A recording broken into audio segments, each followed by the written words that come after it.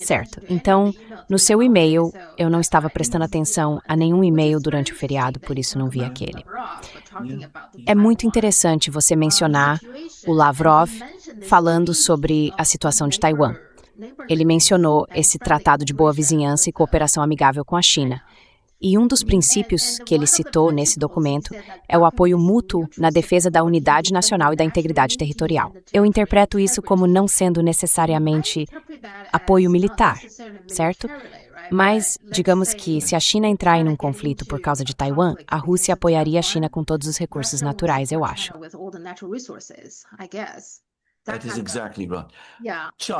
Exatamente. A China não precisa de ajuda militar da Rússia. Estou tentado a dizer de forma direta, não acho que alguém acredite que a China precise que a Rússia venha em seu socorro em Taiwan ou em qualquer outro lugar assim.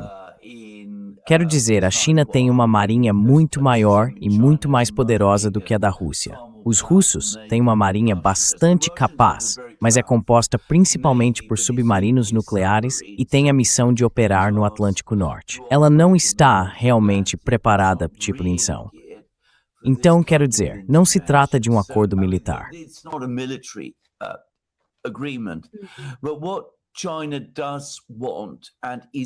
O que a China realmente quer, e com o que está preocupada, e disso não tenho dúvida, é que os americanos estão falando abertamente sobre bloqueios à China. Há muita conversa de que a tomada da Venezuela, que eles estão tentando realizar, no fim das contas também tem tudo a ver com a China. É claro que tem. Só de dizer isso, não há dúvida alguma. E o que a China precisa, na medida em que necessita de certos recursos naturais, petróleo, gás, grãos, alimentos e outras coisas desse tipo, é ter a garantia de que os russos irão fornecê-los. E é isso que o tratado faz.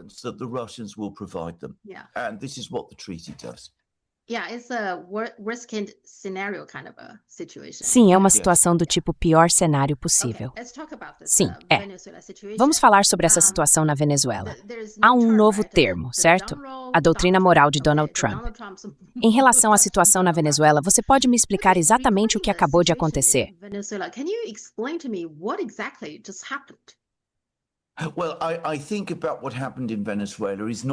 Bem, eu acho que o que aconteceu na Venezuela não é muito difícil de entender. Houve um acordo entre os Estados Unidos, o governo Trump, e algumas pessoas dentro do governo venezuelano. Acho que isso agora é amplamente aceito. Até a grande mídia está falando sobre isso. O que ainda não sabemos é quantas dessas pessoas existem na Venezuela e quantos funcionários estavam envolvidos. Fui informado, em particular, sobre um indivíduo específico, que devo dizer não é a vice-presidente, que agora é a presidente. Algumas sugestões de que ela também estava colaborando com isso e que teve reuniões com os americanos, seja no Catar ou nos Emirados Árabes Unidos. Mas, de qualquer forma, o ponto é que algum tipo de acordo foi negociado.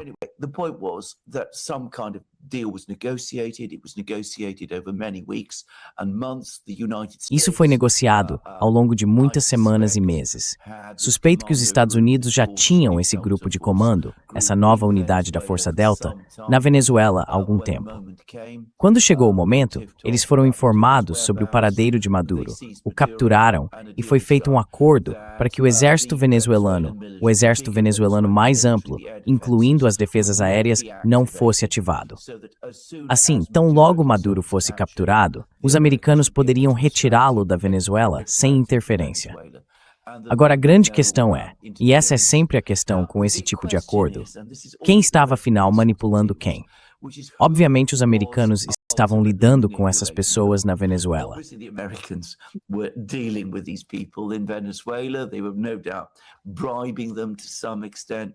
Sem dúvida, eles estavam subornando-os até certo ponto. Diziam algo como, faça isso, jogue do nosso lado e tudo ficará bem. Mas é claro, pode-se ver que também pode haver um cálculo venezuelano nisso, que seria levar Maduro aos Estados Unidos, livrar-se dele. Os americanos são obcecados por ele. entregá-lo aos americanos. E depois de um tempo, os americanos se cansariam de toda essa história e nos deixariam em paz. Então, pode haver um pouco disso em jogo. Mas, no fim das contas, foi uma iniciativa interna, um golpe realizado por alguns elementos dentro da estrutura de poder venezuelana contra o presidente constitucional, no qual o trabalho real de capturá-lo e lidar com seus seguranças cubanos foi conduzido pelos Estados Unidos. Então o Maduro não faz parte disso? Ele foi traído pelo próprio povo, é isso? Obviamente, sem dúvida. Não há dúvida. Quero dizer, não acredito que ele faça parte disso. Bem, isso provavelmente explica porque ele usou os guarda-costas cubanos, né? Então ele devia ter alguma desconfiança em relação aos próprios guarda-costas e às próprias forças de proteção, acho eu. Exatamente. Quero dizer, ele claramente não estava seguro na Venezuela. E obviamente sabia disso. Provavelmente achou que ter os guarda-costas cubanos o protegeria até certo ponto de um golpe interno. Mas é claro, o que aconteceu foi que os conspiradores do golpe trabalharam com os americanos para realizá-lo. Então provavelmente foi isso que aconteceu.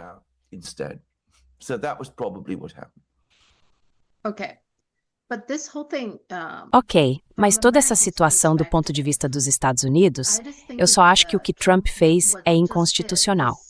É ilegal. Ele não informou ninguém. Ele nem sequer informou o Congresso, nem deu um aviso prévio.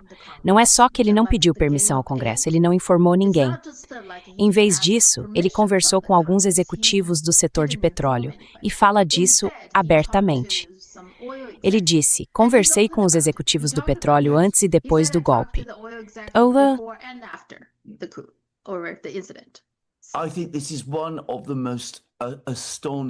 Acho que este é um dos momentos mais surpreendentes e, de certa forma, significativos da história moderna. Porque o presidente dos Estados Unidos agiu de maneira totalmente ilegal, de forma aberta e descarada. Ele não informou o Congresso sobre o que estava fazendo. Pelo que parece, também não informou muitas pessoas dentro de sua própria administração. Foi uma operação completamente fora de controle, realizada à vista de todos pelo presidente e seus assessores. Não houve qualquer tentativa de cumprir o direito internacional em nenhuma forma. O presidente dos Estados Unidos parece se orgulhar desse fato. E o mais extraordinário é que em tempos anteriores, quando os americanos fizeram coisas semelhantes, e fizeram, sempre tentaram justificá-las com palavras fantasiosas sobre democracia, liberdade, direitos humanos, tudo isso.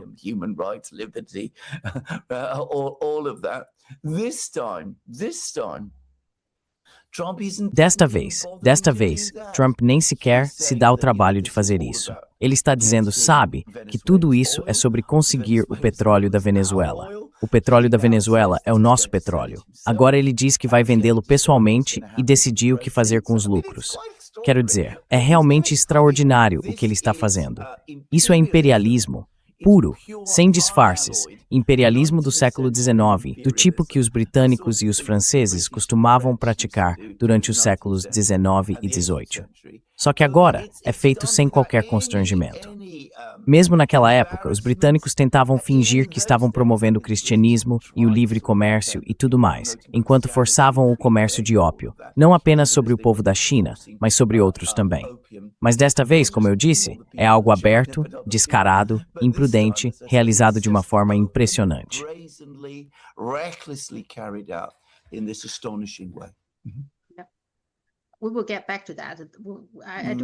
Vamos voltar a isso depois. Eu realmente quero falar sobre o artigo do Arnold mais tarde. Certo.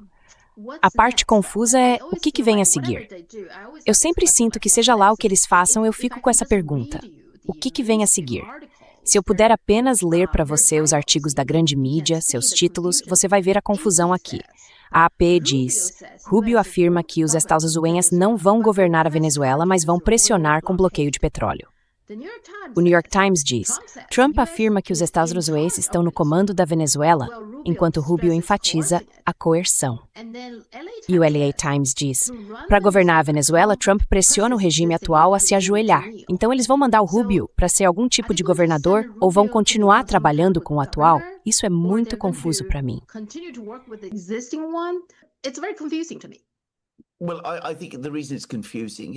Bem, acho que o motivo de ser confuso é porque os próprios americanos não sabem.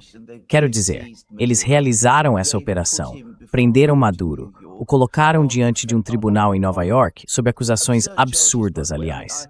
Li a acusação e não fez muito sentido para mim. E a principal acusação que vinham fazendo contra ele nos últimos meses, de que tudo girava em torno de drogas e tudo mais, acabou se revelando falsa. Agora, eles admitem abertamente que esse grande cartel criminoso que ele supostamente liderava nem sequer existe. É algo realmente extraordinário. Mas não tenho a impressão de que haja um plano.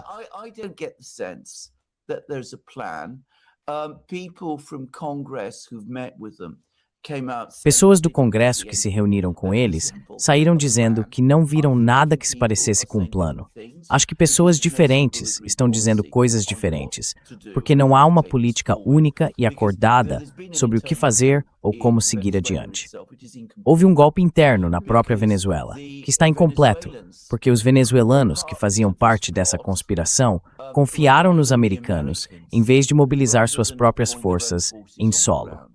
Portanto, a posição deles na Venezuela é extremamente insegura, e é incerto de que lado o novo líder interino Rodríguez realmente está. E claro, há grandes forças, milícias e unidades militares, e não parece que elas estejam totalmente do mesmo lado também.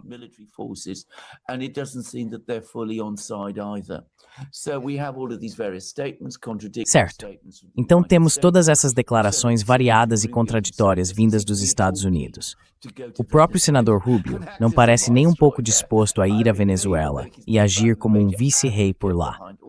Quero dizer, mesmo sendo o principal defensor de tudo isso, como sempre acontece com os americanos, eles partem do pressuposto de que se demonizarem a pessoa que está no poder e a removerem, todo o resto se encaixará. Talvez aconteça, mas no momento, não parece que vá acontecer. E eu realmente não tenho a impressão de que eles saibam claramente o que fazer daqui para frente.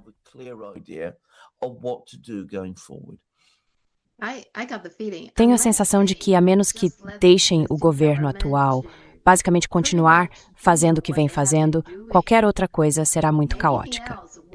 Foi essa a impressão que tive. Bem, o extraordinário nisso é que os americanos aparentemente concordam com você. Digo isso porque houve relatos nos últimos dias de que Rubio e o secretário de Estado se reuniram com Machado, a principal líder da oposição venezuelana, e ficaram completamente sem impressão dela, que os americanos, no geral, ficaram sem impressão da oposição venezuelana. Eles concluíram rapidamente que essas pessoas não estão em posição de manter o controle do país. Por isso, tentamos um acordo com elementos do governo atual. Mas é claro, isso mantém-se o governo existente no poder. But of course that leaves the existing government in place. Exceto que o próprio governo agora está instável, porque haverá algumas pessoas dentro dele que provavelmente ainda são leais a Chávez e Maduro, e ao legado e às políticas que essas pessoas defenderam. E então há outros que, é claro, aceitaram subornos e foram corrompidos pelos Estados Unidos. Haverá uma enorme desconfiança e incerteza, e as pessoas ficarão se perguntando quem estava por trás disso e quem está envolvido. É totalmente possível que o país inteiro comece a entrar em colapso por causa da desconfiança, da incerteza e das dúvidas que devem existir dentro dele.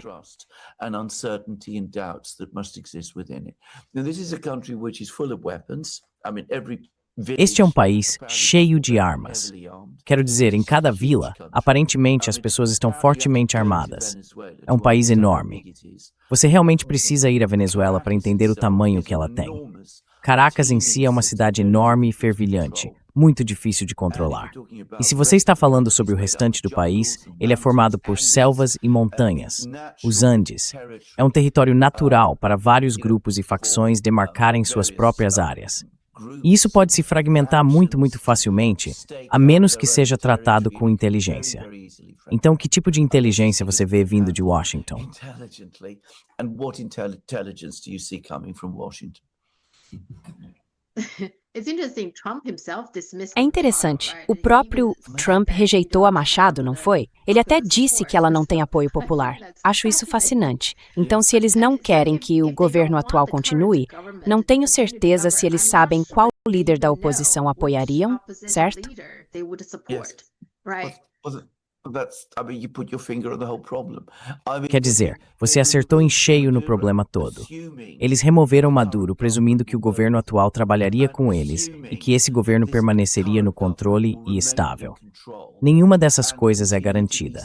É muito fácil ver como tudo pode acabar completamente errado. It's very easy to see how it could all turn out completely wrong. Uma das questões é, claro, o petróleo. Eu andei lendo um pouco e me parece que o petróleo venezuelano não é tão fácil de processar. É um tipo de petróleo pesado. Quero dizer, petróleo e petróleo são diferentes. O petróleo saudita é considerado de primeira qualidade e o petróleo do Texas, nos Estados Unidos, também tem esse tipo de qualidade. Mas o petróleo venezuelano não é de alta qualidade, é muito caro de extrair e processar, certo?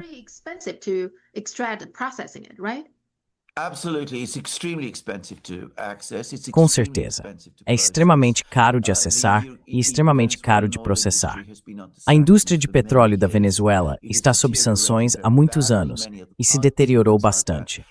Muitos dos dutos e da infraestrutura do país estão em péssimas condições. Já vi estimativas de que seriam necessários pelo menos 100 bilhões de dólares em investimentos e cerca de uma década para que a produção voltasse ao nível do início dos anos 2000. E mesmo assim, ainda seria muito mais caro do que a maior parte do petróleo que vemos hoje. Li em algum lugar que extrair petróleo na Venezuela custa 10 vezes mais do que fazê-lo na Arábia Saudita.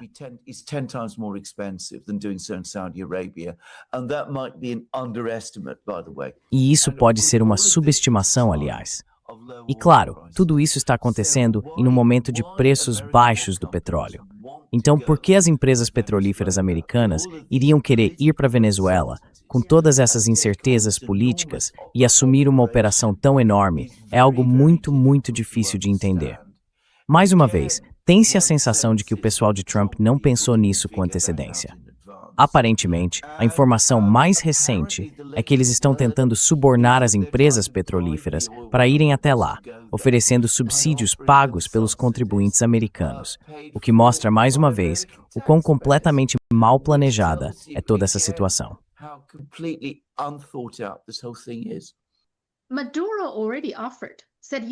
Maduro já disse: "Você pode vir ao meu país para começar. Posso lhe dar acesso às minhas reservas de petróleo." Por que não é muito mais fácil simplesmente fazer um acordo com Maduro? Isso tornaria tudo muito mais legítimo. Ele foi eleito presidente e, bem, falaremos sobre a China depois, mas se você precisa de investimento, talvez pudesse trazer a China também para ajudar com a infraestrutura e tudo mais. Nenhuma forma mais fácil de fazer.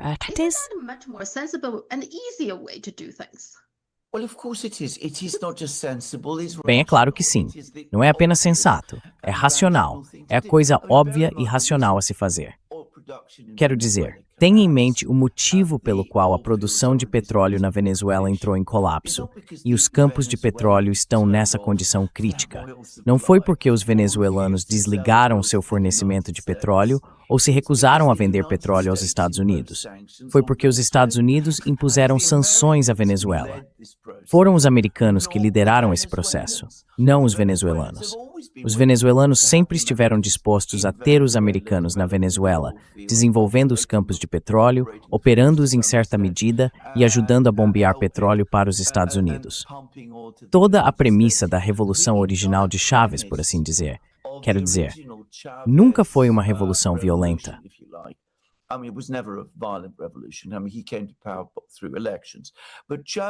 Quer dizer, ele chegou ao poder por meio de eleições. Mas o plano de Chávez era que a Venezuela continuasse exportando petróleo da mesma forma que sempre fez.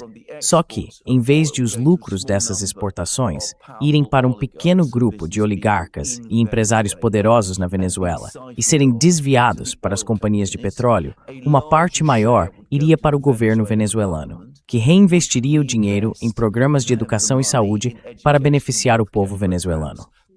Era isso que Chávez estava tentando fazer.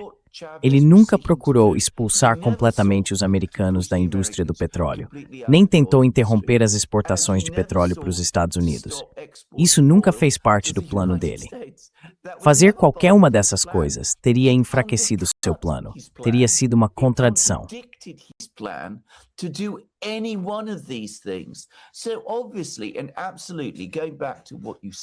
Então, obviamente, voltando ao que você disse, não havia absolutamente nada que impedisse os Estados Unidos de fazer um acordo com Maduro, o presidente internacionalmente reconhecido da Venezuela, firmando todos esses acordos, retomando a indústria do petróleo e colocando-a novamente em funcionamento.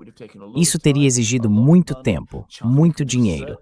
A China certamente poderia ter ajudado nesse processo, o que teria dividido os custos e todos teriam se beneficiado dessa forma.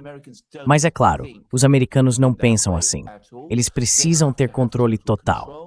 Eles não gostaram do fato de que Chávez queria controlar os lucros da indústria do petróleo para reinvestir parte deles, como eu disse, no desenvolvimento interno do país. E, naturalmente, a ideia de compartilhar qualquer coisa com a China é absolutamente repugnante para eles.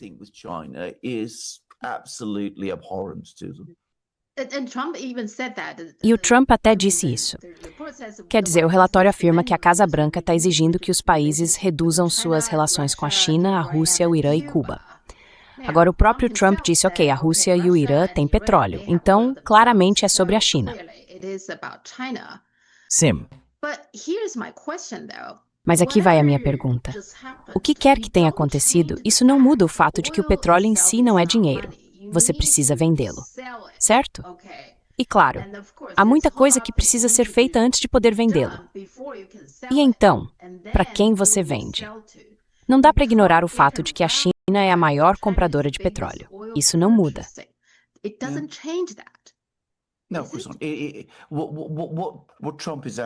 Agora, o que Trump está realmente ameaçando?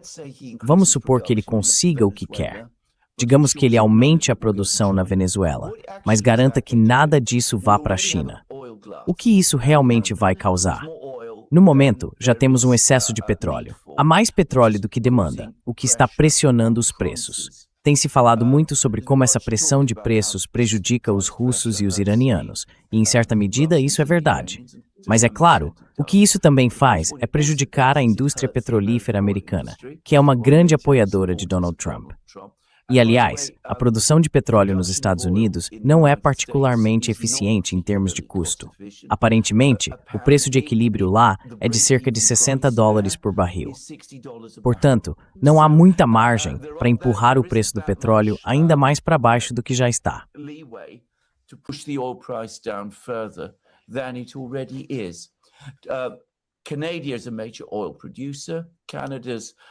O Canadá é um grande produtor de petróleo. O petróleo canadense é muito parecido com o venezuelano. Vem de areias betuminosas, assim como o petróleo da Venezuela. Isso destruiria a indústria petrolífera venezuelana. O que Trump está ameaçando fazer, se for bem-sucedido, se ele restringir as exportações da forma como está dizendo, é criar uma indústria de petróleo na Venezuela que competiria diretamente com as do Canadá e dos Estados Unidos.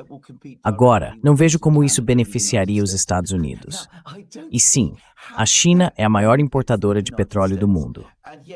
Mas voltando ao nosso comentário anterior no programa, há sempre um fornecedor em que a China pode confiar, e esse é a Rússia.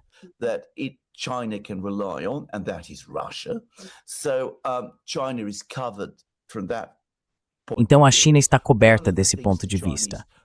Uma das coisas que os chineses provavelmente vão querer fazer é focar mais em oleodutos em vez de transporte marítimo. Mas esse é um projeto de longo prazo. E a China, como sabemos, é muito boa em projetos de longo prazo. Portanto, a China vai superar isso. Se alguém quiser travar uma guerra econômica contra a China, Isso não faz sentido. Na verdade, uma guerra econômica contra a China não faz sentido de forma alguma. Quero dizer, simplesmente não faz sentido. Mas certamente eles não vão alcançar nenhum de seus objetivos geopolíticos como resultado do que fizeram, mesmo supondo que essa operação a médio ou longo prazo acabe sendo bem-sucedida.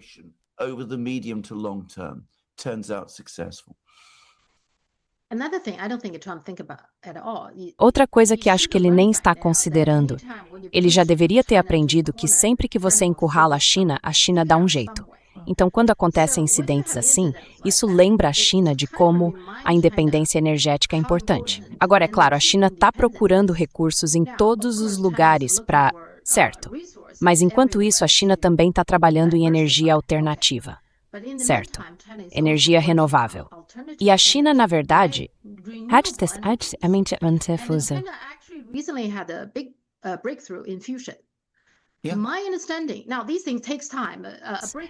Pelo que entendo, essas coisas levam tempo. Uma descoberta como essa, até ser comercializada, vai demorar um pouco. Mas isso certamente vai acelerar, vai forçar a China a acelerar o processo para torná-la comercial muito rapidamente.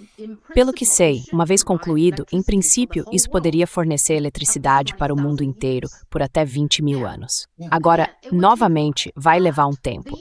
Mas com esse tipo de desenvolvimento e avanço tecnológico, a China só vai acelerar até o ponto em que um dia talvez não precise mais de tanto petróleo, certo?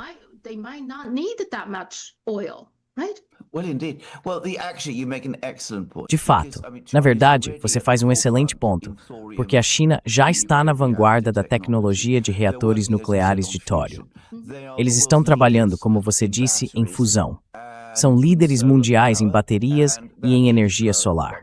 E essa liderança está crescendo, aliás. Eles também têm programas massivos de energia hidrelétrica. As importações reais de petróleo da China estão caindo. Quero dizer, isso é algo que as pessoas não têm notado. E a matriz indecida em China, et steps convidados, e no mar, they are afastar do petróleo. And it will continue to shift away from oil. Now, the point is that Trump is A questão é que Trump é obcecado por petróleo a um ponto realmente estranho. Ele pensa na tecnologia e na economia dos anos 1970. Quer dizer, ele está fixado nisso. Na verdade, o que ele faz é manter os Estados Unidos, em termos de energia, presos a uma tecnologia que já está sendo substituída. Ele parece não perceber isso. Até mesmo os sauditas, que são grandes produtores de petróleo, entendem. É isso que o príncipe herdeiro MBS tem tentado fazer na Arábia Saudita. Buscar um futuro econômico para o reino além do petróleo. Eles conseguem ver que o petróleo é a energia de ontem.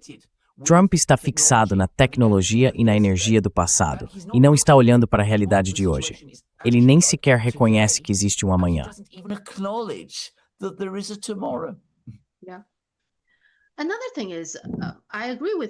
Outra coisa é que eu concordo com você. Tudo se resume a controle. É tudo sobre ter poder sobre outras pessoas. Mas veja só, se você olhar para a Argentina, Milei, alguém de quem Trump realmente gosta.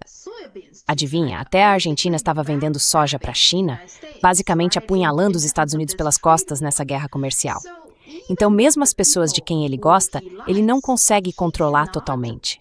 Quero dizer, no fim das contas, eles precisam fazer o que é melhor para o próprio país, não é mesmo?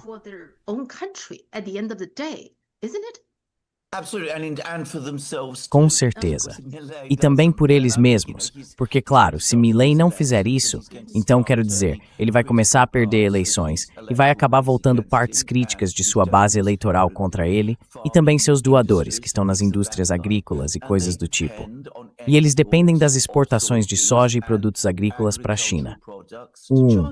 Aliás, o mesmo aconteceu no Brasil. Quando Bolsonaro substituiu Lula, Bolsonaro, muito amigável com os Estados Unidos, ele fez alguns comentários sobre a China, mas dependia criticamente das grandes empresas e negócios agrícolas do Brasil. E eles disseram, olha, precisamos continuar esse comércio com a China, porque é esse comércio que nos mantém.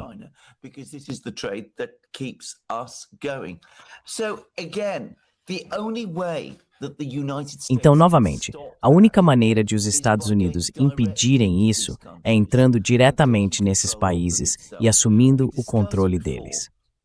Já discutimos isso antes, no programa que fizemos, sobre a nova revisão da estratégia de segurança que os Estados Unidos publicaram, onde eles falam basicamente em excluir outros países de fora do hemisfério, o hemisfério ocidental, e claro que se referem à China, do comércio com os países do hemisfério ocidental, obrigando os países latino-americanos a comercializar exclusivamente com os Estados Unidos.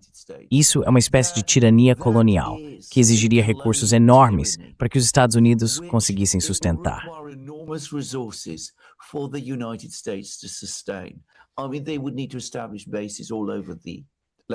Quero dizer, eles teriam que estabelecer bases por todo o continente latino-americano. Teriam que assumir o controle direto dos governos locais. Teriam que impor um aparato de controle e extração de recursos da América Latina, o que inevitavelmente provocaria uma enorme resistência. Agora, Trump não demonstra muito apetite por fazer isso. Então, o que ele faz? Ele tenta encontrar colaboradores dispostos na Venezuela, na Argentina e em todos esses lugares. Mas, no fim das contas, eles não conseguem entrar em aquele lugar. Porque continuam responsáveis pelos towards Gomorrah. Precisam se adaptar às condições reais de comércio. Não há outro caminho.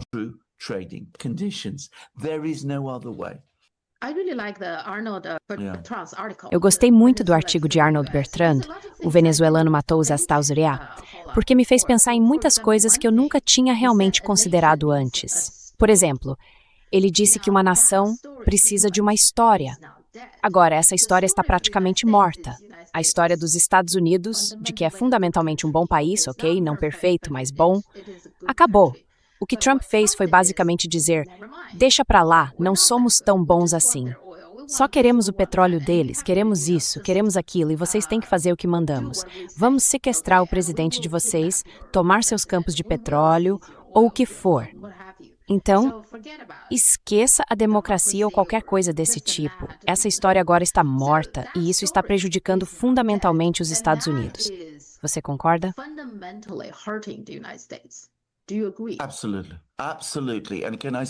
Com certeza. Com certeza. E posso dizer, como grego, que posso lhe dar um exemplo histórico direto disso. É exatamente o que Arnold Bertrand disse. E, aliás, ele também fez alguns comentários muito interessantes sobre a China e suas filosofias muito diferentes, às quais chegaremos em breve. Mas há aqui uma analogia direta, vinda da história da Grécia Antiga. Atenas, minha cidade natal, a cidade onde nasci, no século V era a grande democracia da Grécia Antiga. Is a seed abjecasent mythems and twin now growed you. O Pelamonks, Atware, Etienne Fides de Taver.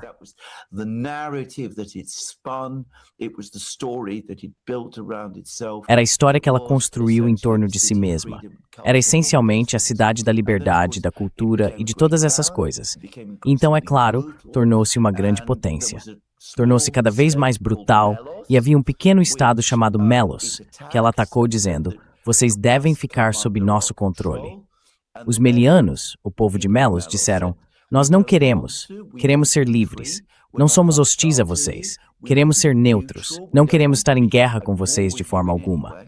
E os atenienses disseram aos melianos, de forma célebre, dos deuses, acreditamos, e dos homens sabemos que os fortes fazem o que querem, e os fracos sofrem o que devem.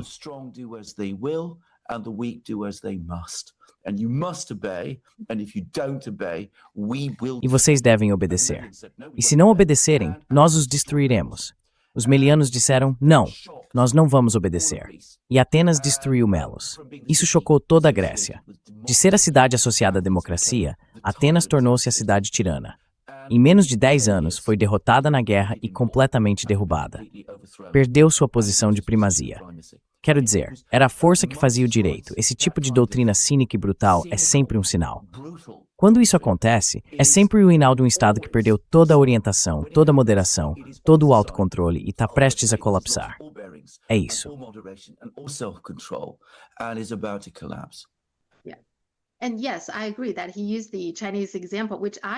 E sim, eu concordo que ele usou o exemplo chinês, algo em que eu realmente não tinha pensado antes, a dinastia Qin, certo? Os Qin eram, bem, legalistas, e depois a dinastia Han foi confucionista, certo? Então ele comparou as duas. E a abordagem legalista era muito parecida ao que Atenas fazia, tudo pela força. Você tem que obedecer, tem que se submeter. Embora o próprio Qin tenha sido um imperador muito poderoso e tenha unificado a China na época,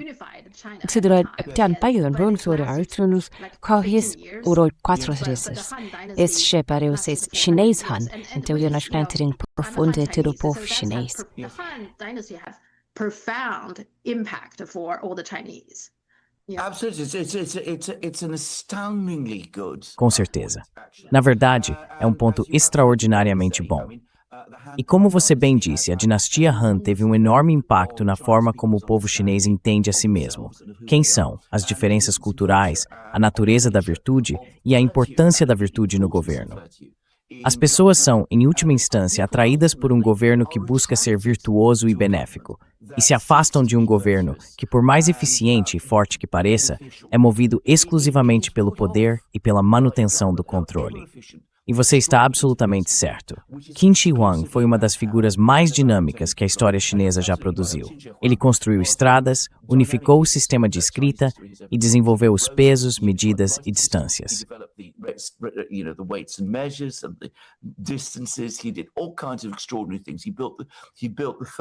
Ele fez todo tipo de coisas extraordinárias, construiu a primeira grande muralha, fez coisas incríveis e unificou a China.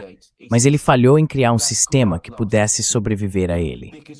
Porque quando ele se foi, sabe, a energia, a brutalidade, o carisma e a autoridade que estavam ligados à sua pessoa, e o medo que também estava ligado à sua pessoa já não existiam mais, ninguém sentiu lealdade alguma por ele. Não havia nenhum desejo particular, nenhum desejo de perpetuar seu sistema, que as pessoas viam como cruel e opressor, e que não lhes oferecia nada além, como eu disse, daquelas coisas eficientes que ele fez. Já a dinastia Han operou de uma forma completamente diferente, e como resultado, conquistou uma lealdade extraordinária do povo até quase o seu fim.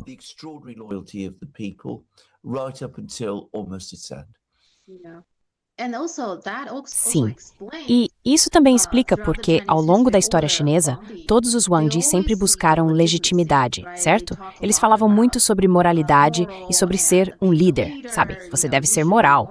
Eles falavam muito sobre isso e havia muitos escritos a respeito. Isso explica tudo.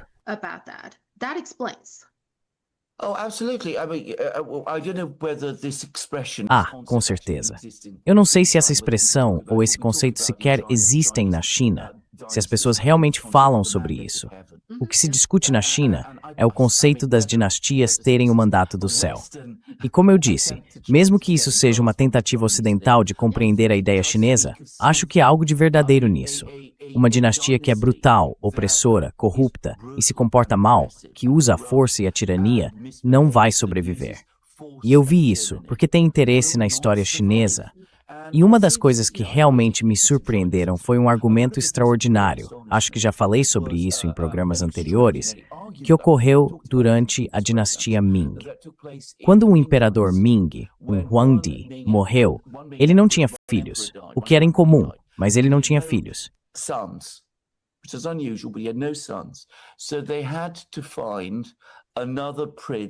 Então, eles precisaram encontrar outro príncipe, de outro ramo da família, para se tornar o Huangdi. Depois surgiu a questão de saber se era ético ele tratar o antigo Wang como seu pai, ou continuar sendo filial ao seu próprio pai biológico.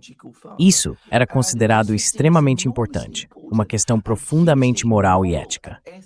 A ética estava fortemente ligada a isso, e isso desencadeou uma crise política, porque as pessoas se importavam com essas coisas. Elas queriam que Di fosse virtuoso e agisse corretamente aos olhos do céu.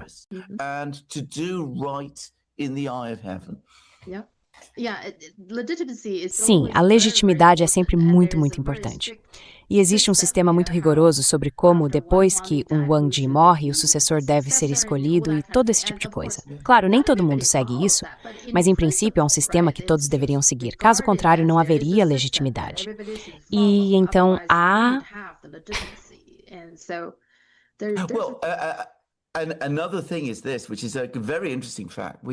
E outra coisa é o seguinte, que é um fato muito interessante. É muito, muito raro na história chinesa, muito raro, que um Huangdi legítimo seja deposto por um membro de sua própria dinastia. Quero dizer, não estou dizendo que isso nunca aconteceu, Houve um caso, o segundo Huangdi da dinastia Ming foi deposto por seu tio. Mas em comparação com a história europeia, isso é extremamente incomum, porque ele era o Huangdi. Esperava-se que ele se comportasse de uma certa maneira. E todos os outros, incluindo os membros de sua família, por mais ambiciosos que fossem, de reconhecer e respeitar esse fato. Agir de outra forma era violar a ordem moral.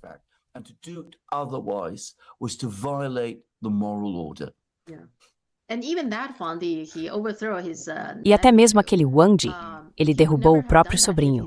Ele nunca teria feito isso se o irmão mais velho tivesse herdado o trono, porque o irmão mais velho era o filho primogênito, o que pela tradição significava que ele deveria ser o escolhido.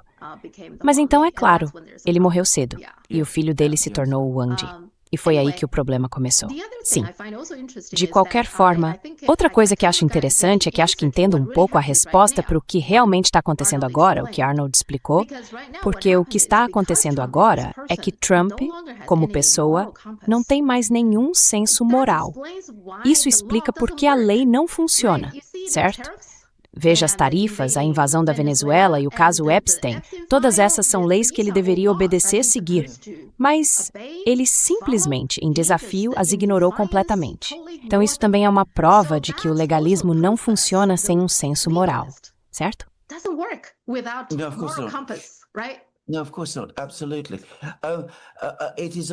Não, é claro que não. Absolutamente. É um princípio fundamental do direito que a lei impõe limites a seus próprios criadores e a seus próprios aplicadores. E deve ser assim. Por causa disso, ela precisa ter um propósito moral. Quero dizer, aliás, isso é muito bem compreendido entre juristas e filósofos do direito, inclusive no Ocidente. Se ela não tiver esse propósito moral, então não é lei, porque deixa de ser justiça. E se seus criadores e aplicadores não aceitarem limites entre si sobre si mesmos, impostos pela lei, então novamente isso não é lei. Na verdade, torna-se anti-lei.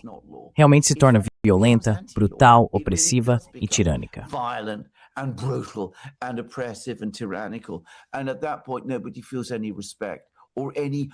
E nesse ponto, ninguém sente o menor respeito, nem qualquer obrigação moral de obedecer.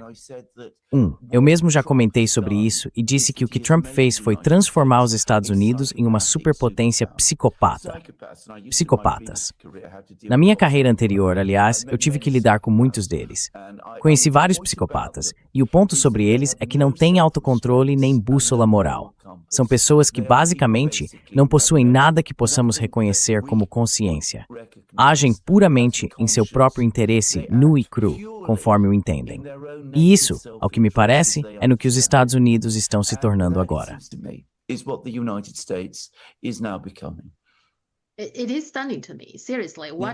É impressionante para mim, sério, ver o Trump simplesmente violar a Constituição, sabe? Não seguir as regras, as leis, essas coisas é absolutamente impressionante para mim, porque eu cresci acreditando que nos Estados Unidos todos os homens são criados iguais, sabe? Perante a lei, aos olhos da lei, todos são iguais. Ninguém pode simplesmente receber um tratamento especial. Eu cresci com essa ideia. Acho que simplesmente não é verdade.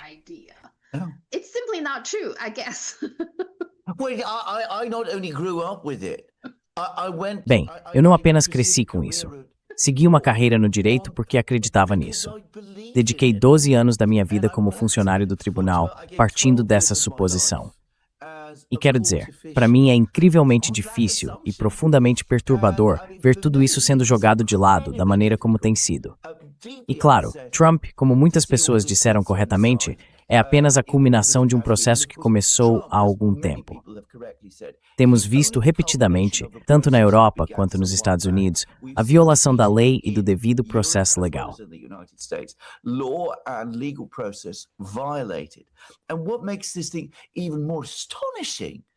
E o que torna isso ainda mais surpreendente é que uma das pessoas que foi vítima desse processo contínuo foi o próprio Trump.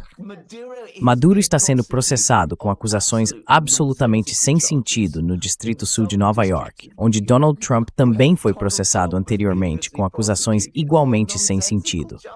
Isso mostra que a lei foi instrumentalizada como um mecanismo de facções políticas. E isso, por definição, significa que ela deixou de ser lei. Não em nenhum sentido que um verdadeiro jurista reconheceria.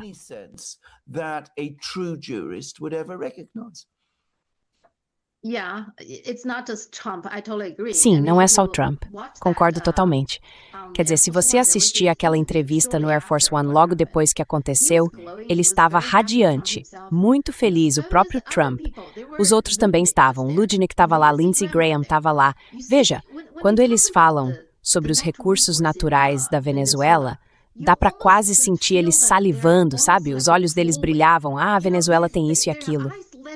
São oportunidades infinitas. E são bens de outros países. Do jeito como eles falam sobre isso, é impressionante para mim.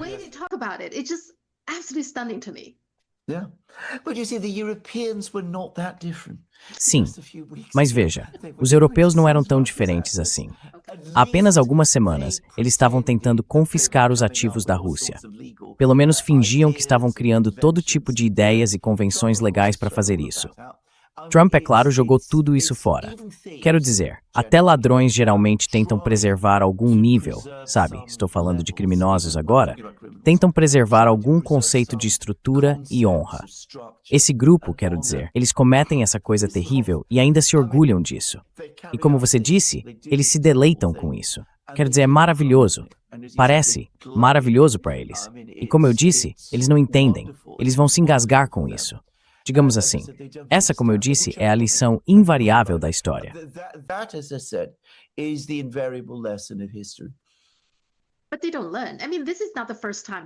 Mas eles não aprendem.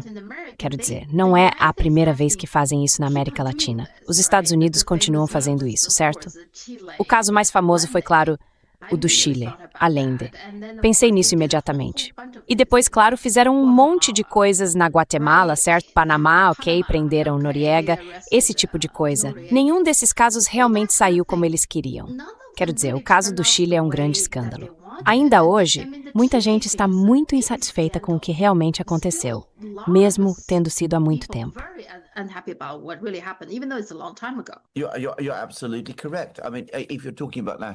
Você está absolutamente certo.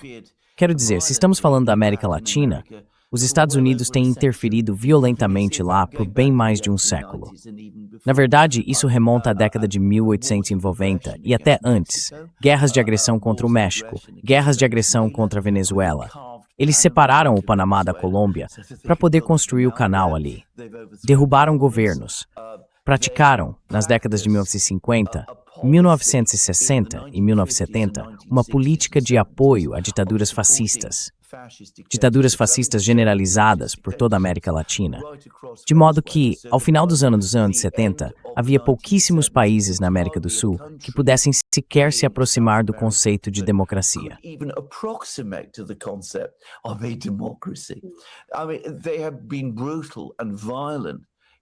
Quero dizer, eles têm sido brutais e violentos com os sul-americanos em um grau impressionante. O que eles conseguiram com isso? Tornou a América rica? Tornou os americanos mais felizes? Trouxe algum benefício real para os Estados Unidos? Tornou os Estados Unidos mais seguros, no fim das contas?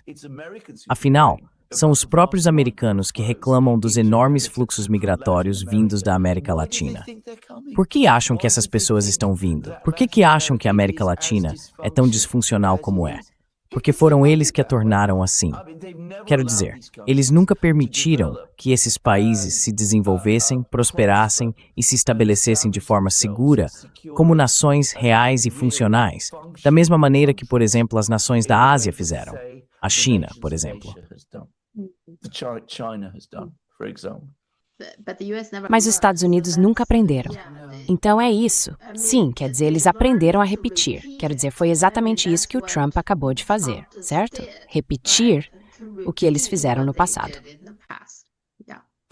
Sim, com certeza. Outra coisa, é claro, é que mesmo que os Estados Unidos como um todo nunca tenham se beneficiado disso, indivíduos no país sempre se beneficiaram. United Fruit, né?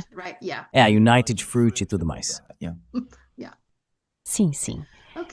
Ok, então a reação da China, isso é interessante. Há muita discussão, acho que até ocidentais estão comentando agora, ok, agora a China poderia simplesmente ir até Taiwan, prender o líder taiwanês e encerrar o assunto.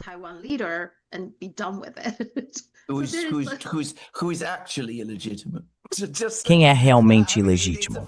Só dizendo.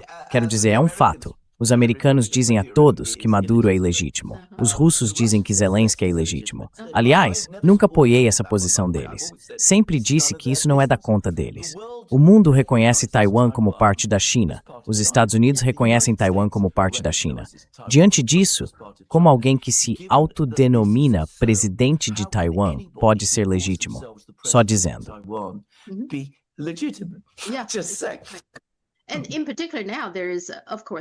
E em particular agora, é claro que ninguém na grande mídia ocidental está noticiando isso. Há um movimento de recall em andamento e as pessoas estão assinando petições pedindo que ele renuncie. Já coletaram mais assinaturas do que os votos que ele recebeu na eleição presidencial de 2024. Ou seja, há muita gente querendo que ele renuncie porque é tão corrupto e incompetente, esse tipo de coisa. Mas ninguém fala sobre isso, certo? Maduro é ilegítimo, mas, na verdade, o próprio povo dele quer que ele saia. Ninguém fala sobre isso. Como você disse, se a China fizer isso, ela tem toda a legitimidade para fazê-lo. A China tem o direito de fazê-lo. Absolutamente. Absolutely. Perhaps they will. As I said, they have absolute right to do it. Talvez eles o façam. Como eu disse, eles têm o direito absoluto de fazê-lo. E isso pode até se mostrar benéfico a longo prazo. Porque, é claro, repetindo mais uma vez, o ponto central é que a Venezuela é um país independente e soberano. Ela conquistou sua independência da Espanha ainda no século XIX. É uma parte bem estabelecida do sistema internacional, da comunidade internacional de nações. Taiwan não é uma nação. Sempre foi reconhecido pela comunidade internacional que não é uma nação. O governo de Taiwan, ou melhor, vamos chamá-lo de governo que funciona dentro da própria Taiwan, diz o mesmo. Ele não afirma ser o governo de Taiwan, afirma ser o governo da China, um ponto que as pessoas no Ocidente sempre ignoram.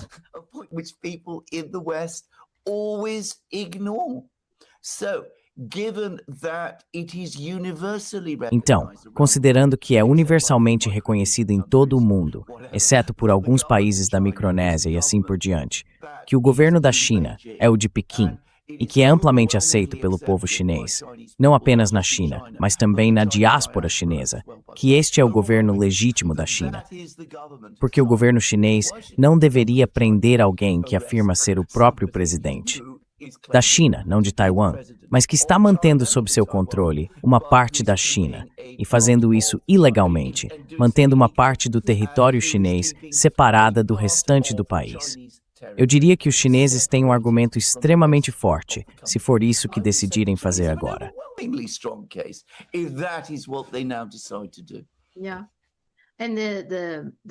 Sim, e a opinião pública dentro da ilha de Taiwan também está mudando. Até mesmo a ex-vice-presidente, que costumava ser muito pró-independência, agora veio a público e deixou muito claro que Taiwan faz parte da China. Fiquei surpreso quando vi isso. Ela sempre foi do tipo, somos muito diferentes, muito únicos, sabe, blá blá.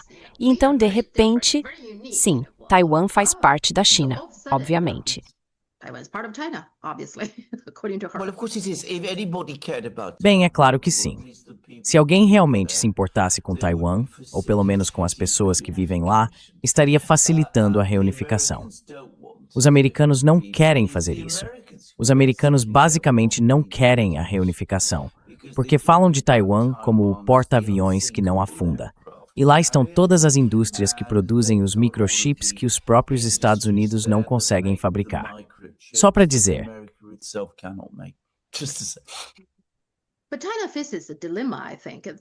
Mas acho que a China enfrenta um dilema. Alguém no X resumiu isso muito bem. Uma mulher chamada Corinne disse que o mundo está fazendo à China uma pergunta que ela vem evitando responder há décadas. Quando os Estados Unidos começarem a sequestrar líderes estrangeiros, invadir nações mais fracas, saquear os recursos de países pequenos e realizar ataques terroristas com bombas, a China pretende permanecer em silêncio ou se preparar para se tornar a própria ordem? A China certamente não quer responder, porque responder significaria transformar-se de construtora da civilização em guardiã das regras.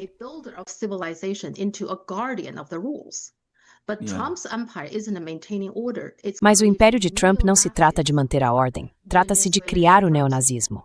A Venezuela é a primeira, o México e a Colômbia são a segunda. E no fim das contas, todo país pequeno vai entender. A paz não é um direito, mas uma apólice de seguro comprada com armas nucleares. O mundo vai empurrar a China para a linha de frente, não por causa de sua ascensão, mas porque não há mais ninguém. Essa é a ironia da nova ordem. Os Estados Unidos se afirmam com bombas, enquanto a China é obrigada a provar sua civilização por meio da contenção. Acho que isso resume bem.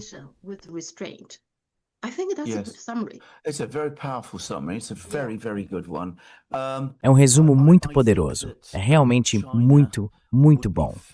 Acho que a China estaria muito relutante em entrar nesse tipo de disputa, uma disputa global com os Estados Unidos. E vou dizer algo aqui que acredito se basear no meu entendimento da China, do povo chinês, da história chinesa e da governança chinesa. Acho que o que os chineses diriam a si mesmos é, no fim das contas, nossa melhor política é continuar fazendo o que estamos fazendo. Tornar o povo chinês melhor, mais forte. Tornar a própria China mais forte. E se fizermos isso, se nos concentrarmos em nós mesmos e formos grandes e fortes o suficiente para continuar nesse caminho e tivermos amigos confiáveis o bastante para nos apoiar, então, eventualmente, prevaleceremos.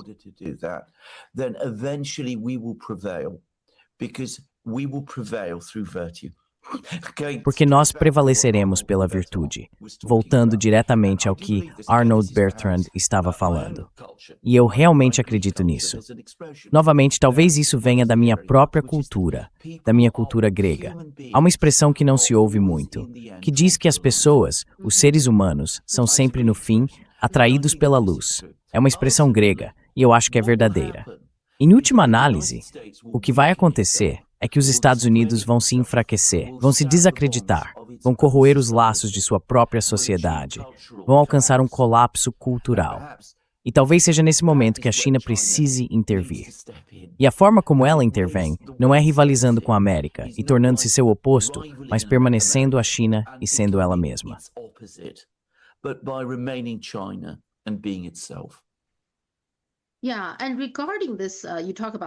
Sim, e sobre isso você fala sobre o momento. Havia uma delegação chinesa em visita e Maduro estava se reunindo com eles durante o dia e então, algumas horas depois, ele foi sequestrado.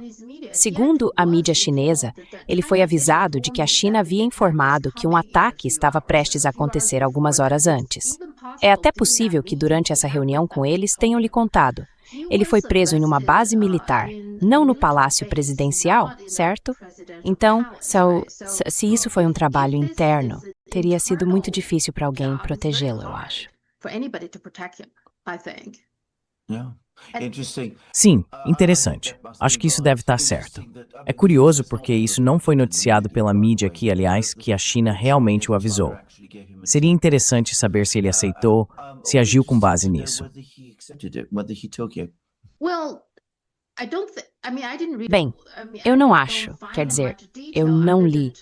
Não encontrei muitos detalhes além do fato de que a China o lembrou de que o ataque estava por vir, o que na verdade me faz lembrar do que aconteceu com Allende, a situação chilena.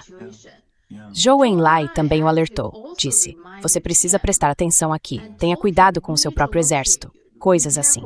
E ele riu disso. Disse que simplesmente não acreditava que o seu próprio povo faria algo assim.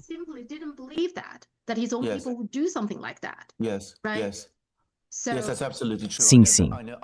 Isso é absolutamente verdade. Eu conheço essa história, já ouvi falar dela, e não me surpreende nem um pouco. Consigo perfeitamente imaginar algo assim acontecendo na Venezuela. Um dos grandes problemas, e isso precisa ser dito, é que as pessoas costumam ser muito críticas em relação à China, e aliás a Rússia também, quando essas coisas acontecem. Mas elas nunca se perguntam a questão realmente importante. O que esses países fizeram para se ajudar? Muitas vezes não fizeram muita coisa, e com frequência rejeitaram ofertas de ajuda que lhes foram feitas. Há todo tipo de razão, sem dúvida, para que façam isso. Mas como eu disse, se as pessoas não querem ser ajudadas, é quase impossível ajudá-las. Então também, a curto prazo, os Estados Unidos parecem algum tipo de país vitorioso. mas a longo prazo, de alguma forma, as coisas sempre acabam se ajustando, de modo que, no fim, a Rússia e a China acabem se tornando as beneficiárias. Eu não ficaria surpreso.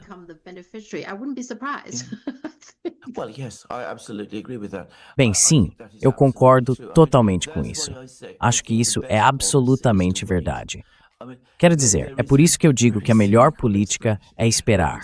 Há uma expressão muito cínica que às vezes se ouve: nunca interrompa seu inimigo quando ele está cometendo um erro. E o que os Estados Unidos estão fazendo é cometer um erro atrás do outro.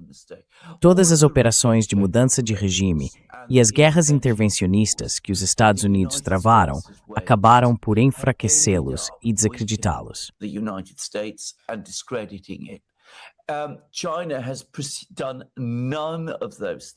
A China não fez nenhuma dessas coisas, nenhuma delas. E ainda assim, ficou mais rica, mais forte e mais respeitada. Agora é vista, exatamente como dizia aquela mensagem no X, como o outro polo. Quem está ficando mais forte e quem está ficando mais fraco? E se falarmos dos Estados Unidos, bem, eu também li isso sobre tentar prender a China em todo tipo de lugar. Quem é que está realmente ficando preso? Os próprios americanos. Agora eles vão ter que se preocupar com a Venezuela e com quem vai sair por cima em Caracas. Quero dizer, o presidente dos Estados Unidos não tem coisas mais úteis e importantes para fazer?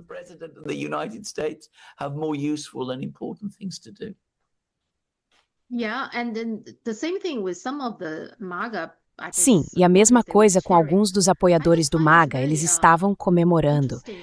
Acho isso muito interessante. Eles sabem que já estamos há uma semana em 2026. Já houve 4 tiroteios em massa, 166 pessoas mortas por violência armada. Nenhuma pessoa do arquivo Epstein foi presa. Então o Trump poderia prender o líder de outro país, mas nenhum dos pedófilos do arquivo Epstein. Então, o que há para celebrar? Do que há para se orgulhar? Fico simplesmente intrigado com essas pessoas.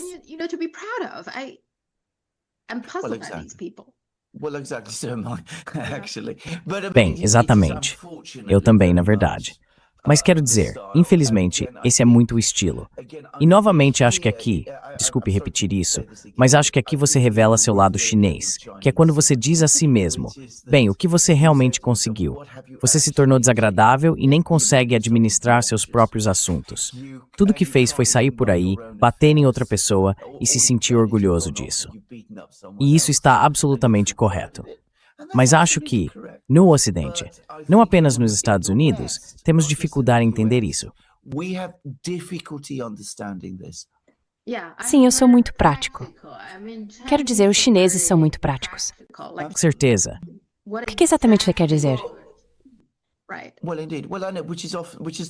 Certo. Pois bem, de fato, qual é a atitude virtuosa, afinal? É um erro fundamental, como já destaquei muitas vezes, pensar que políticas externas realistas são políticas externas cínicas. O realismo não se trata de ser cínico ou de não ter senso moral ou valores. A política externa realista consiste em ser realista quanto ao mundo e quanto às pessoas. O tipo de política externa que o Ocidente está adotando, puramente cínica, fantasiosa de dizer que a força faz o dispor, não é realista e fracassará. E, em particular, o Trump, ele gosta de espetáculo. Ele gosta de um grande show. Eles acabaram de apreender um petroleiro. Aliás, pouco antes de fazermos esse programa. Outro exemplo de teatro espetáculo, tudo isso.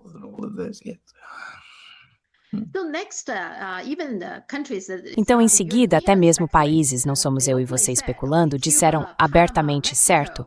Cuba, Panamá, México, Irã, Groenlândia, todos estão vindo. Eles são os próximos. Então, vamos falar um pouco sobre a Groenlândia, porque isso diz respeito à Europa. Agora, o mais recente que vi é que há vários países, França, Alemanha, Itália, Polônia, Espanha, Reino Unido e Dinamarca, que fizeram uma declaração conjunta. O mesmo vale para os países nórdicos. Não vi muita cobertura, mas o site do Ministério das Relações Exteriores da Suécia também publicou um anúncio muito semelhante junto com Finlândia, Islândia, Noruega e Dinamarca.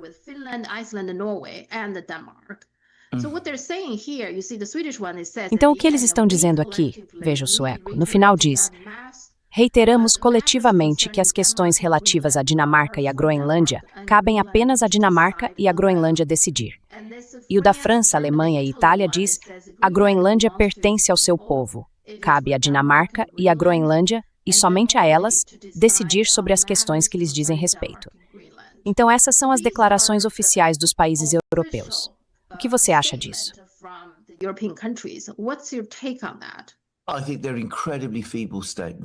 Acho que são declarações incrivelmente frágeis e que não chegam nem perto do suficiente. Elas não dizem aos Estados Unidos, por exemplo, de forma direta, que uma tentativa de tomar a Groenlândia da Dinamarca seria tratada pelos Estados europeus como um ato de agressão, e que isso colocaria em risco e poderia facilmente encerrar todo o sistema de aliança ocidental. A Dinamarca falou sobre isso, mas nenhum dos outros o fez. Acho que os americanos vão ler tudo isso e dizer que essas são pessoas fracas, que não estão preparadas para se defender, nem a si mesmas, nem seus povos, nem seus territórios, nem uns aos outros, e que basicamente podem seguir em frente e fazer o que quiserem. E acho que o cálculo americano, lamento dizer, está correto. Eu estava assistindo ao meu próprio primeiro-ministro, Kirsten, sendo entrevistado sobre isso na televisão britânica, na BBC, e perguntaram a ele qual é a diferença entre o que os americanos fizeram na Venezuela e o que acusamos os russos de fazer na Ucrânia.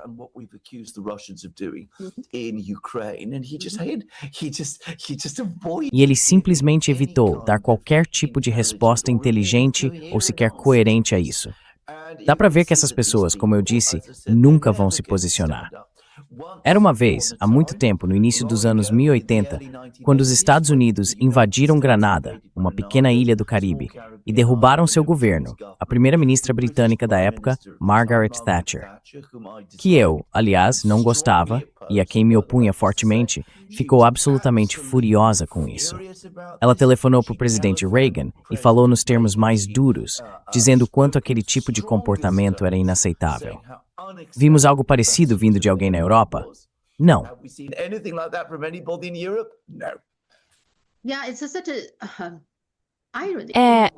É uma ironia, de certo modo, porque os europeus têm muito medo da Rússia. Eles falam tanto sobre a agressão russa.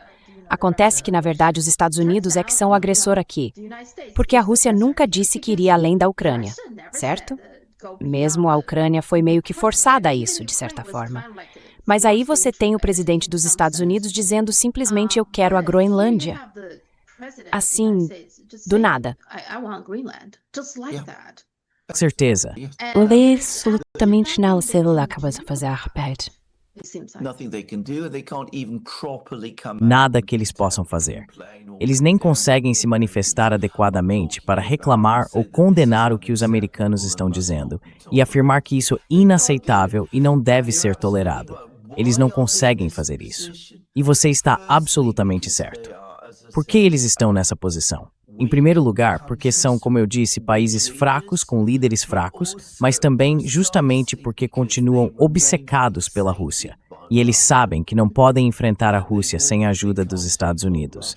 Então, no fim das contas, não farão nada.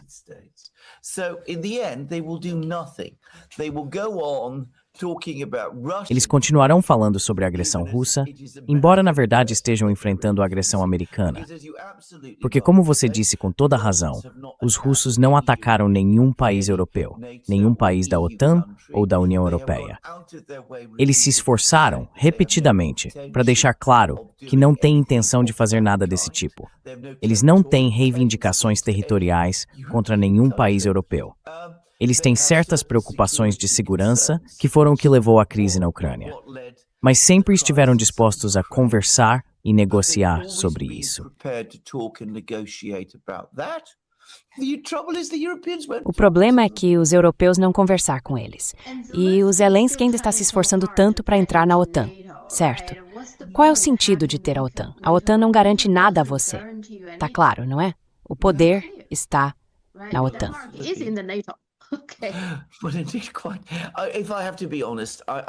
Se eu tiver que ser honesto, quero dizer, apesar da passividade dos europeus, acho que a OTAN está agora em estado terminal. Não porque os europeus queiram abandoná-la, mas porque os Estados Unidos não se importam mais com ela. Quero dizer, houve todo um circo em Paris ontem e anteontem sobre dar garantias de segurança à Ucrânia. E os americanos se recusaram a dar qualquer uma. Basicamente, disseram todo tipo de coisa bonita sobre a Ucrânia, mas eles se recusaram a oferecer segurança. Francamente, acho que eles não se importam.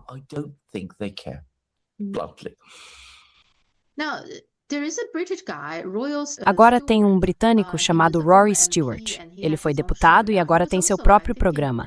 Acho que ele também fez parte do gabinete de David Cameron e de Theresa May, certo? Então, ele me parece um tipo de político tradicional, ou ex-político.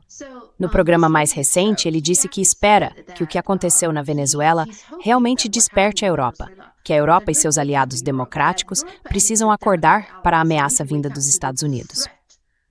Acho impressionante que alguém tão moderado diga isso abertamente. Então as pessoas estão aos poucos percebendo que os Estados Unidos são uma ameaça para a Europa?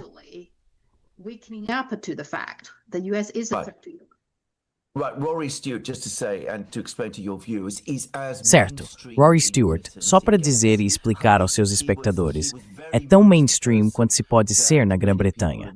Quero dizer, ele era exatamente a pessoa que muitas pessoas no establishment liberal britânico queriam que se tornasse primeiro-ministro em vez de Boris Johnson, só para deixar claro. Então, ele é um político bastante conhecido no Reino Unido. Aliás, ele era bem querido e é extremamente mainstream. E sim, acho que por baixo da superfície haverá muitas pessoas na Grã-Bretanha e na Europa que dirão, veja, esta não é uma América que protege. Esta é uma América que abusa e explora. E precisamos encontrar maneiras de nos proteger dela. Mas olhe para o estado da Europa. Nossas economias estão em situação muito, muito ruim. Não desenvolvemos uma única empresa de mídia social. Não desenvolvemos.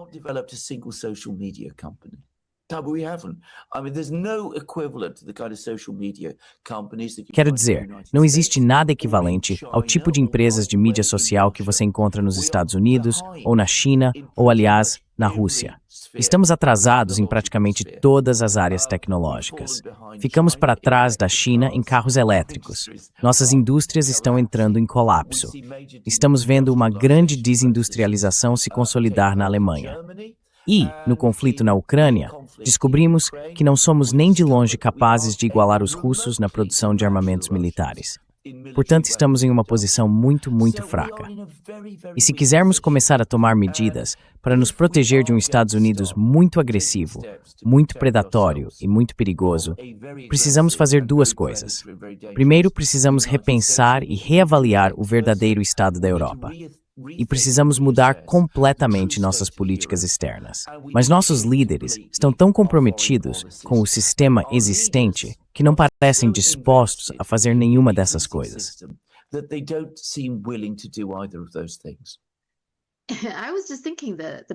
Eu estava pensando nos países bálticos, sabe? Tipo os Balcãs, por exemplo. Acho que os 3 países devem estar realmente assustados com o que acabou de acontecer. Porque se isso pode acontecer com a Venezuela, o que impediria o Putin de fazer algo parecido com qualquer um deles? Eles é que deveriam estar condenando essa situação, com certeza.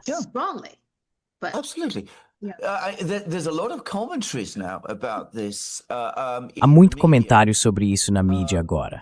Li um artigo no Unheard, escrito por uma comentarista britânica chamada Poppy Sowerby, que é bastante conhecida.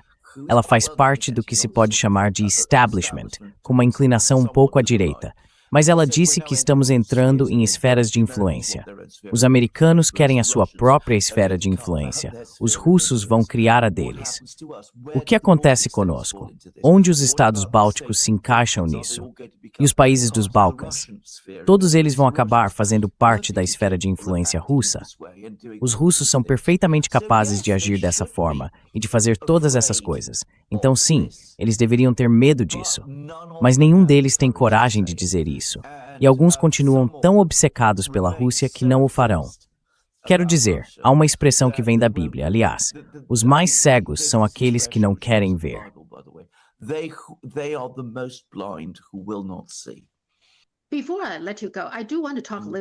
Antes de encerrar, eu quero falar um pouco sobre Donald Trump, a pessoa. Ok, eu costumava achar que ele era melhor do que o Biden. Já não penso mais assim. Talvez quem não está no poder pareça melhor do que quem está. Talvez seja só a minha maneira de ver. Eu só sinto que esse último caso, essa tentativa de assassinato contra o Putin, parece ter envolvimento da CIA. Por que o Trump faria algo assim? E o que ele fez com o Maduro? E também lembra, a Meng Wanzhou foi sequestrada durante o governo dele? Tem mais um caso, não sei se você acompanhou. Há pouco tempo, o New York Times ou o Wall Street Journal noticiou que o Kim Jong-un, lembra, ele sempre chamava o Kim Jong-un de amigo, blá blá.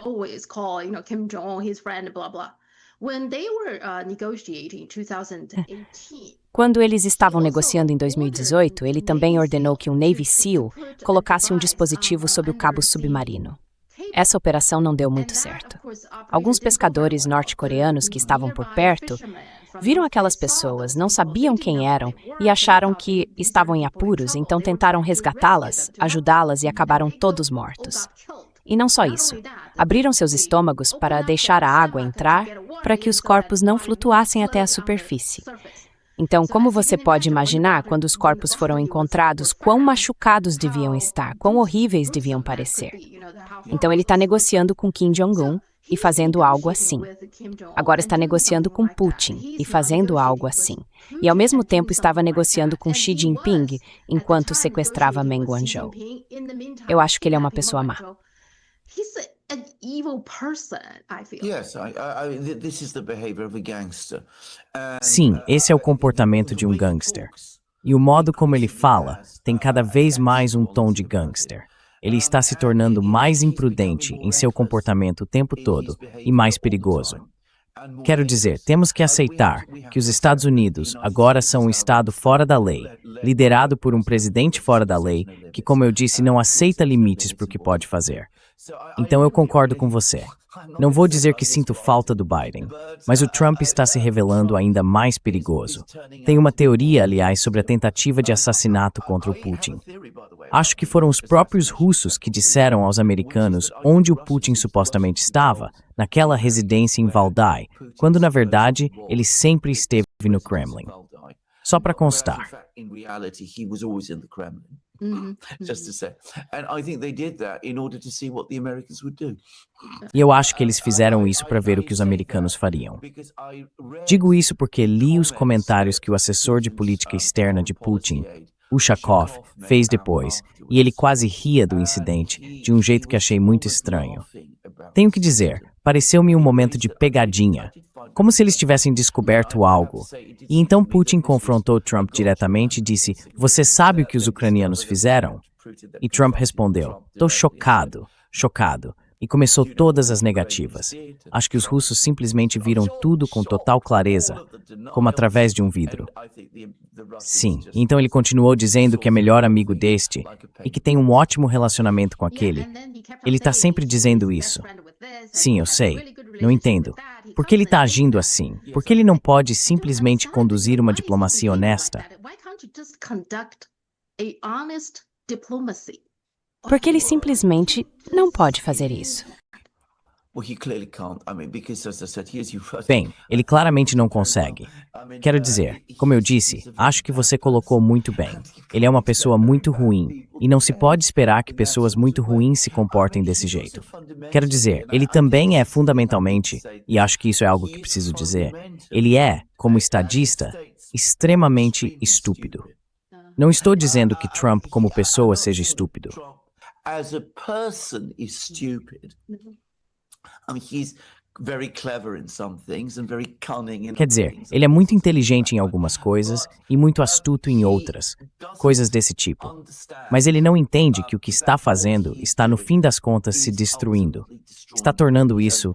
Quero dizer, você se lembra quando discutimos a reunião na Coreia do Sul, a mais recente entre Xi Jinping e Trump, e o modo extraordinário como os dois líderes, Putin e Trump, estavam se comportando.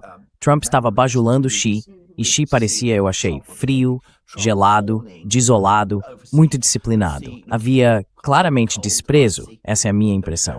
Desprezo de um lado e uma espécie de medo submisso do outro. Foi assim que me pareceu. E dá para ver como isso vai se desenrolar. Vai ser cada vez mais assim ao longo deste ano. Essa é a minha opinião.